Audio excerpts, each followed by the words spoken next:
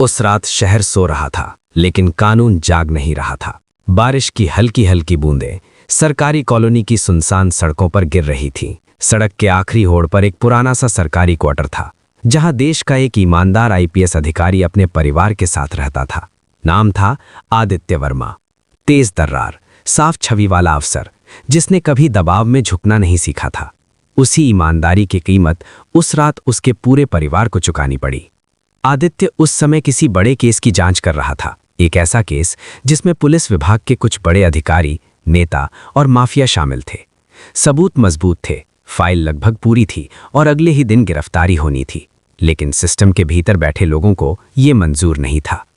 आदित्य को तो सीधे हाथ नहीं लगाया जा सकता था, इसलिए निशाना बनाया गया उसका परिवार।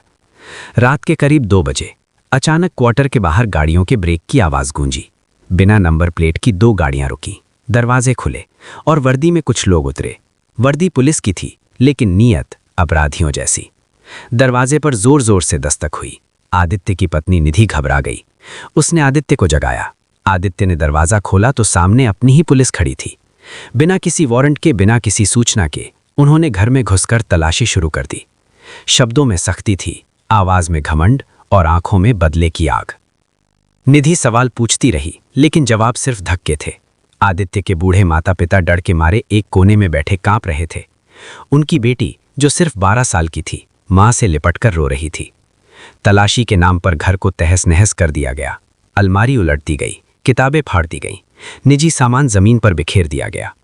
फिर अचानक आरोप लगाया गया कि घर से अवैध नकदी और दस्तावेज मिले हैं।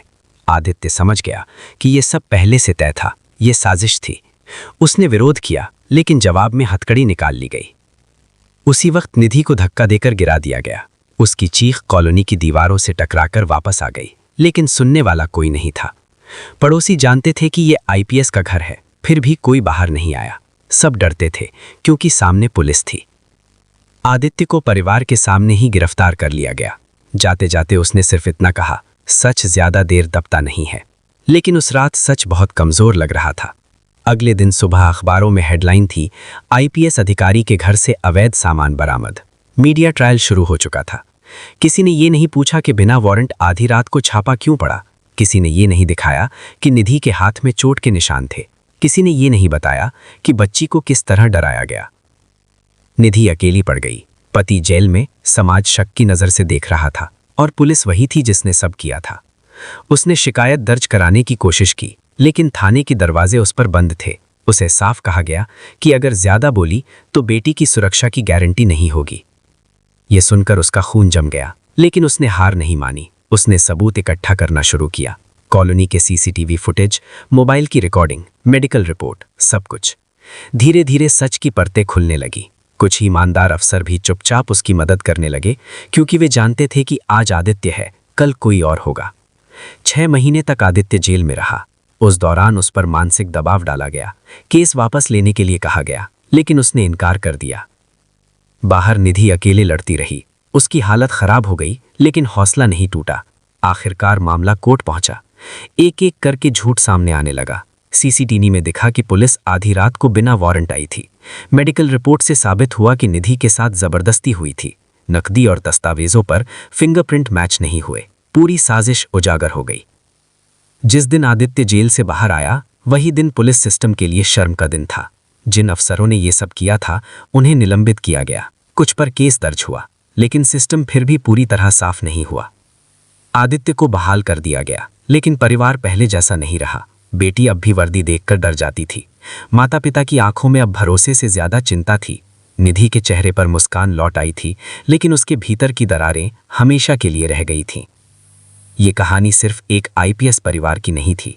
ये कहानी उस सिस्टम की थी जहां वर्दी कभी कभी कानून की रक्षा नहीं, बल्कि बदले का हथियार बन जाती है। ये कहानी बताती है कि जब पुलिस गलत हो जाए तो सच अकेला पड़ जाता है, लेकिन अगर कोई डट जाए तो देर से ही सही, इंसाफ जरूर सामने आता है। और सबसे चौंकाने वाली सच्चाई यही थी कि उस रात अपराधी वर्दी में थे और पीड़ित वही था जो कानून का सबसे बड़ा रखवाला था। आदित्य वर्मा की बहाली के बाद लोग मान बैठे थे कि अब सब ठीक हो जाएगा, लेकिन सच्चाई ये थी कि असली लड़ाई अब शुरू हुई थी। सिस्टम ने उसे वापस तो ले लिया था, लेकिन अपनाया नहीं था। दफ्तर में वही चेहरे थे, वही नजरें, बस व्यवहार बदल गया था। अब सामने से दुश्मनी नहीं थी, बल्कि खामोश साजिशें थीं। आदित्य को जानबूझकर ऐसे विभाग में भेज दिया गया जहां न अधिकार थे न काम। एक तरह की सजा, बिना कहे। फाइलें उससे दूर रखी जाती थीं, मीटिंग्स में नहीं बुलाया जाता था। कुछ अफसर मुस्कुराकर हाल पूछते, लेकिन पीठ पीछे कहते कि ये ज्यादा ईमानदार बनने का नतीजा है। घर का माहौल भी बदला हुआ था। निधि अब दरवाजा 2 बार लॉक किए बिना नहीं सोती थी। बेटी अब भी रात में चौंक कर उठ जाती थी। आदित्य सब देखता था, लेकिन कह कुछ नहीं पाता था।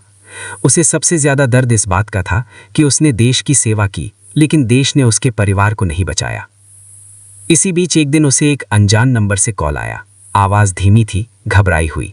सामने से कहा गया कि वही लोग अब भी एक्टिव हैं और अगला निशाना कोई और नहीं, खुद आदित्य है। इस बार बदनाम नहीं किया जाएगा, इस बार सीधा हादसा होगा। कॉल कटते ही आदित्य समझ गया कि यह डराने की कोशिश नहीं, चेतावनी है। उस रात उसने पहली बार अपनी पत्नी से खुलकर बात की।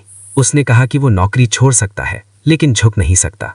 निधि ने उसकी आंखों में देखा और कहा कि अगर झुक गए तो हम जिंदा तो रहेंगे, लेकिन हर दिन मरेंगे। उसी पल आदित्य ने तय कर लिया कि वो पीछे नहीं हटेगा। उसने चुपचाप अपने पुराने केस की फाइल फिर से खोल ली। वही केस जिसके कारण सब कुछ हुआ था। उसे पता चला कि जिन अफसरों पर कार्रवाई हुई थी, उनमें से ज्यादातर को बहाल कर दिया गया है। कुछ तो और ऊंचे पदों पर पहुंच चुके हैं। सिस्टम ने अपने लोगों को फिर से जोड़ लिया था। आदित्य ने सबूत दोबारा इकट्ठा करने शुरू किए, लेकिन इस बार अकेले नहीं। उसने कुछ ऐसे ईमानदार अफसरों से संपर्क किया जो सालों से दबे हुए थे।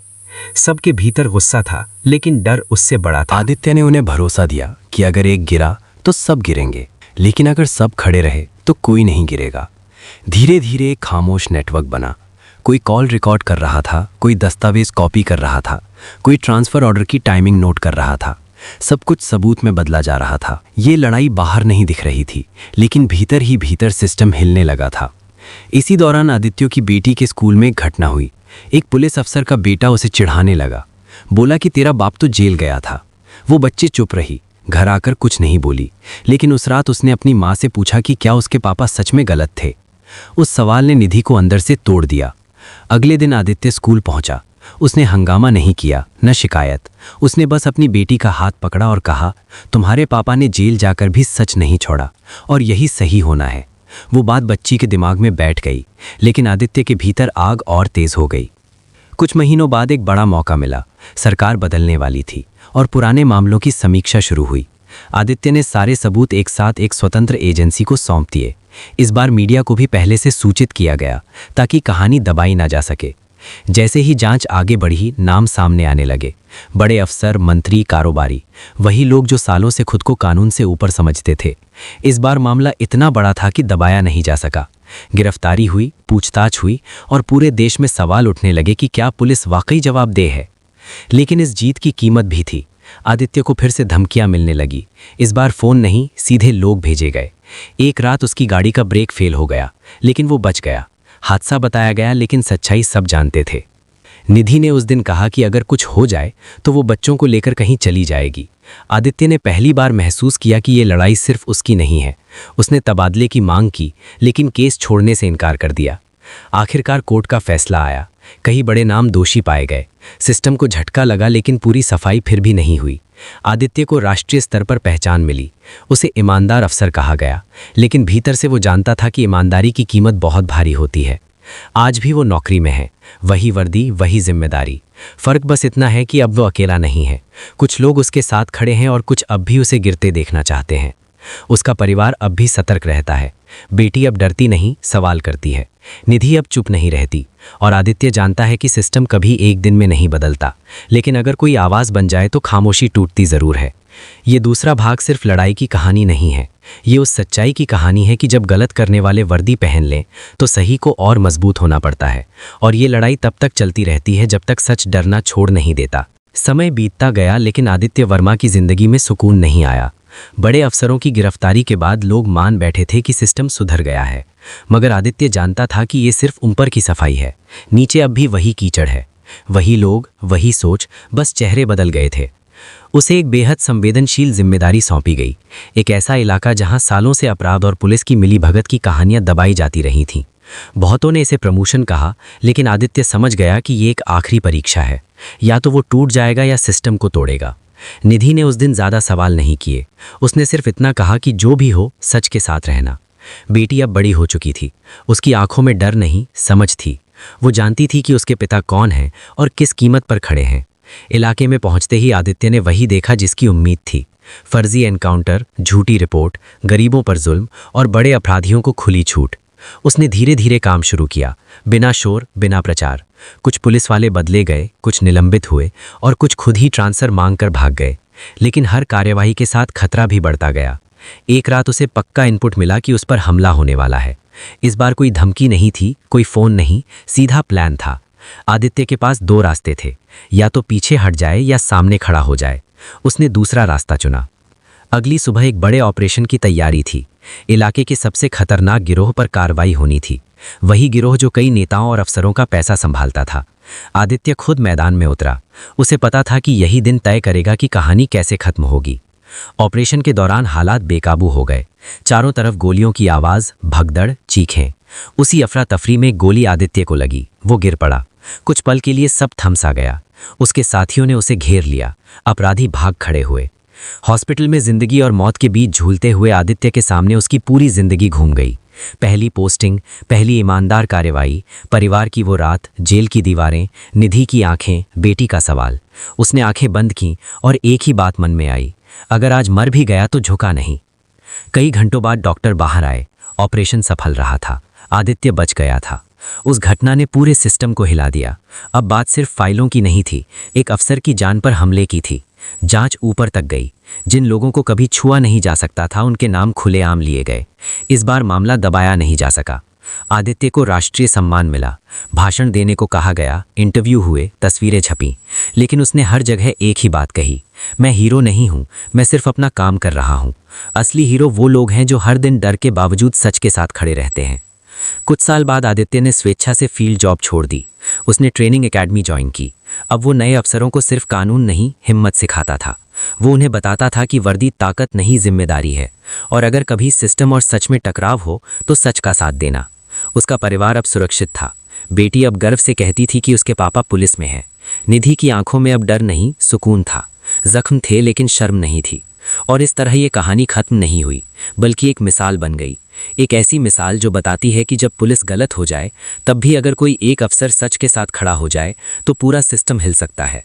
क्योंकि सच को हराया जा सकता है, मिटाया नहीं जा सकता। दोस्तों, अगर आपको ये कहानी अच्छी लगी हो, दिल को छू गई हो या सोचने पर मजबूर कर गई हो तो हमारे चैनल द स्टोरी को ज़रूर सब्सक्राइब करें। इस कहानी को लाइक करें और अपने दोस्तों के साथ शेयर करें, क्योंकि ऐसी कहानियाँ सिर्फ मनोरंजन नहीं करती बल्कि हमें सच्चाई के साथ खड़े रहना भी सिखाती हैं। मिलते हैं अगली कहानी में एक नई सच्चाई के साथ। धन्यवाद।